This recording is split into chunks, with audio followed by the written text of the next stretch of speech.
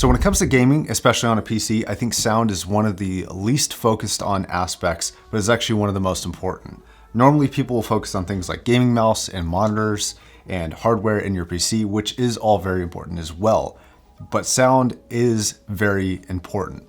And there's two different types of gaming sound, at least that I categorize them in. There's performance, and then there is immersion. And those I actually hold in completely separate categories, and rarely will headphones, at least until you get really expensive headphones, but rarely will I see a headphone that can both cross immersion and actual technical performance into the same headphone. Now the PC37X is not a headphone that I would consider to be on the immersive side. This headphone is a raw, pure performance headphone only. And that is pretty much exactly what I think you should be using the PC37X for. So the way this is marketed on Drop's website is like, they're kind of incentivizing it to be like a gaming headphone with an audiophile appeal. And I would say that's wrong. I would say if you're looking for a gaming headphone with an audiophile appeal, you should look at a different Sennheiser headphone, the 58X, also available on Drop. And the reason why is because this is more on that immersive side, but it's kind of in the middle. It's only 50 bucks more, but you definitely get kind of really good audiophile level sound, especially for the money. It's actually probably the best $150 headphone anywhere. However, in technical performance for gaming, the PC37X beats it every single day. All right, Josh, so what makes the PC37X a great gaming headphone? Well, one, right now it's on sale from $120 to $100, which is just fantastic for the build quality of what you get and the technical performance of it. But it's actually the sound that makes the big difference here. Now this is a very mid-forward sound. Now it doesn't have that much bass and it doesn't have that much upper treble.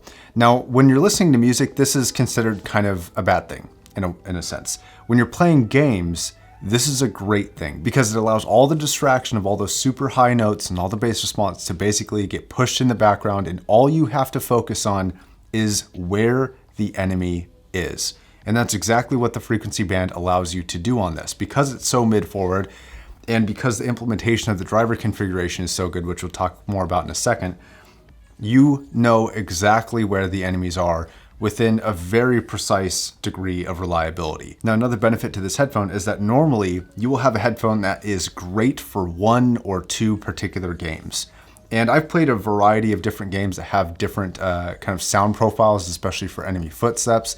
This includes Call of Duty, Battlefield 1, which I'm actually really good at, Battlefield 5, which I'm okay at, Apex Legends, which I suck at, and a few other games like Destiny 2. And across the board, under $200, this is the best performing one in terms of knowing where the enemy is precisely and accurately, knowing exactly kind of what degree of angle they're coming at, and very importantly, how far away they are. This is able to display that information very, very well. Now I want to make a quick disclaimer about gaming headphones and headphones of this nature. When you're playing a game with any pair of headphones, it can be everything from Apple earbuds or $4,000 LCD4s. You can be a great gamer and even be good at using the sound if you are familiar with the headphone. If you're familiar with both the game sound profile and the headphone sound profile, you can really take advantage by just learning what your headphone sounds like when an enemy is in a certain particular area. So every time you go into a new situation, you're going to be familiar with that headphone.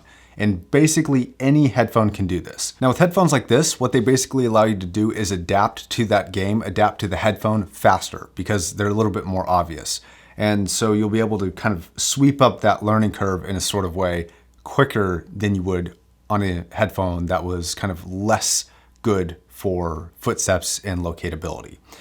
All right, so that's the really, really, really long intro of this headphone. Now let's get into some things like build, and then we'll talk about sound quality more extensively in just a second here. Okay, so build quality is plastic, but I actually really like the build because it's very comfortable. Clamp force, and I know I'm wearing a hat, but clamp force at first is gonna be pretty tight, but it will kind of splay out over time, especially if you get like a yoga block or something and stretch it over there for, a couple days or something. It will loosen up a little bit. The microphone is well placed and does have like a little rubber hinge here, and it can go down to my chin area and all the way up, and then it will activate, and you can hear it.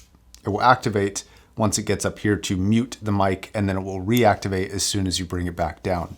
The quality of the microphone, especially for the money, on a headset like this is one of the best I've heard, and I will do a sound test here. Okay, so the PC37X is being put into the shit hell. If you haven't seen that review, I released it yesterday. It's definitely worth checking out. I've noticed that this microphone, depending on placement, is a little bit subject to plosives, which is that sound.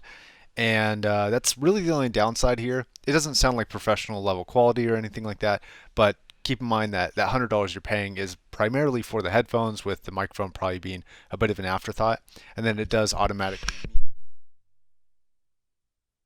and then unmutes when I bring it back down. So overall, pretty good sound. It's not super dynamic. It's not super high quality. It is a little bit thin on the bass, but it's certainly clear. And, you know, as an add-on to a $100 headset, I think it's pretty good. Further on the build, you actually have a volume dial that does not affect the microphone output, but only affects the audio coming in of the actual headphones. So you can go all the way down to mute or all the way down to full. And this is a very efficient headphone. So it's got a sensitivity level of about 115 dB, which is incredibly high for a full-size headphone like this. And it has an impedance of 50 ohms. So you can drive this legitimately off of anything. Onboard audio will be fine. Coming out of a MacBook or a PC like that, totally okay. A phone will be okay. I'm not sure why you would necessarily use it for a phone, but you could. And this will easily be driven off of something like this, which is the shit hell. And this is a kind of a gaming / audiophile amp / microphone interface. Now, a couple quick notes on the cable. They're using a 4-pin 2.5 millimeter that has kind of a proprietary clip-in adapter area on this.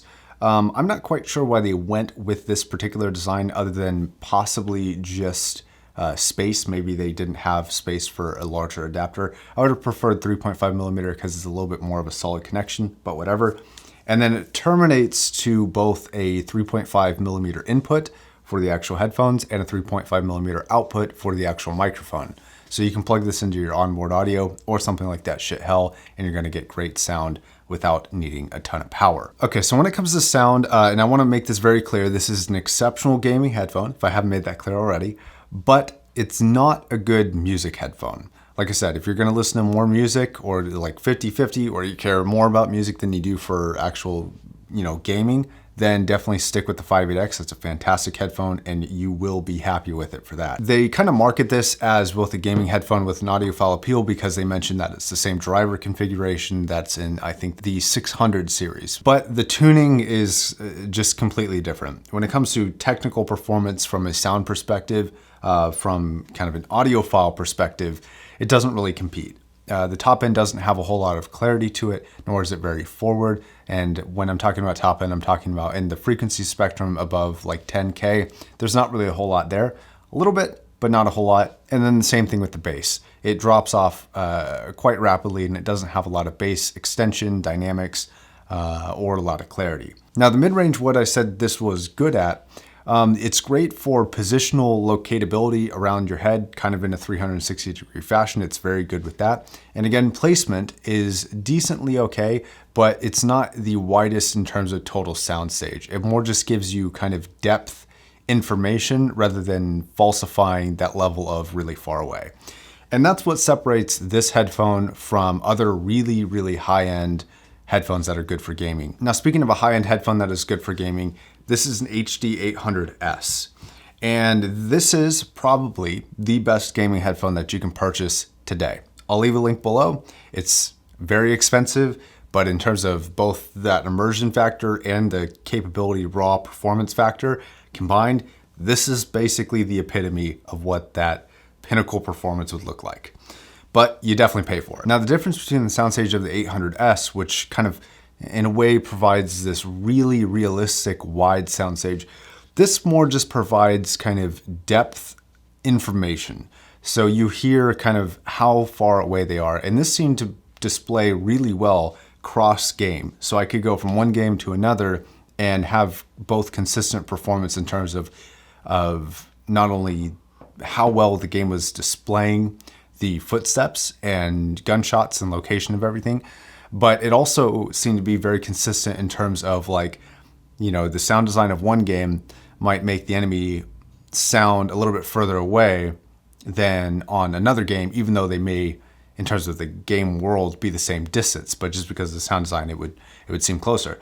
This was less fooled by that difference. So you could go from one game to another game to another game and basically always know where they were. And that is fantastic to see. So all in all, as a gaming headphone, I have to say, especially for the money, I'm extraordinarily impressed. Honestly, I think that they could have priced this like $150, $170, and people still would buy it, and I'd still be here recommending it. But it's not. It's $120 normally, and it's $100 right now on $20 sale on drop.com. So that's about gonna wrap it up. I mean, this thing, in terms of what it's made for, what it's marketed for, and what it's able to do, is a 10 out of 10 for me. The features from the automatically moving mic and the volume knob, all of those things combined make for a fantastic experience. And it doesn't really leave me with wanting anything more for a gaming headphone. So I think that's gonna wrap it up. Subscribe if you like what I do here. Like the video if you liked it. Leave a comment down below if you have any experience with this, any questions, and if I can't answer it, somebody from the community probably can. And until the next video, my name is Josh, signing off.